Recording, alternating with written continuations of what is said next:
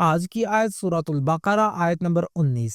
خوف، اضطراب اور حق سے فرار کی نفسیاتی تصویر۔ اعوذ باللہ من الشیطان الرجیم، بسم اللہ الرحمن الرحیم۔ اللہ سبحانہ و تعالی نے ارشاد فرمایا، او کصیب من السماء فیہ ظلمات ورعد وبرق یجعلون اصابعهم فی آذانهم من الصواعق حذر الموت واللہ محیط بالکافرین۔ صدق اللہ العظیم۔ یعنی یا ان کی مثال آسمان سے ہونے والی ایسی بارش کی ہے جس میں اندھیریاں ہوں، گرج ہو، بجلی ہو۔ یہ موت کے ڈر سے، کڑاکوں کی وجہ سے اپنی انگلیاں اپنے کانوں میں ڈال لیتے ہیں، حالانکہ اللہ کافروں کو ہر طرف سے گھیرے ہوئے ہے۔ یہ آیت محض ایک مثال نہیں، ایک چلتی پھرتی نفسیاتی فلم ہے۔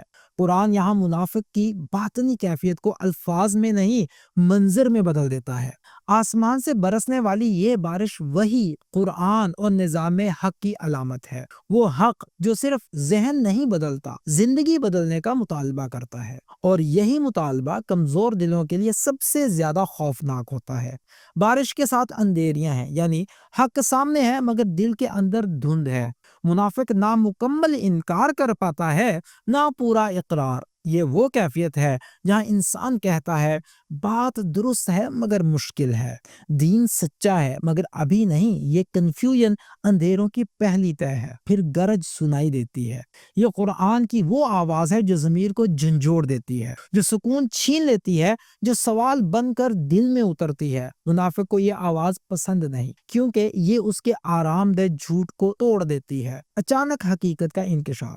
بجلی چمکتی ہے، کبھی حق بالکل واضح ہو جاتا ہے، ایک لمحے کو راستہ نظر آ جاتا ہے۔ منافق اس روشنی میں 2 قدم چل لیتا ہے، مگر جیسے ہی اندھیرا لوٹتا ہے وہ وہیں رک جاتا ہے۔ یہی جزوی اطاعت ہے۔ واللہ محیط بالکافرین۔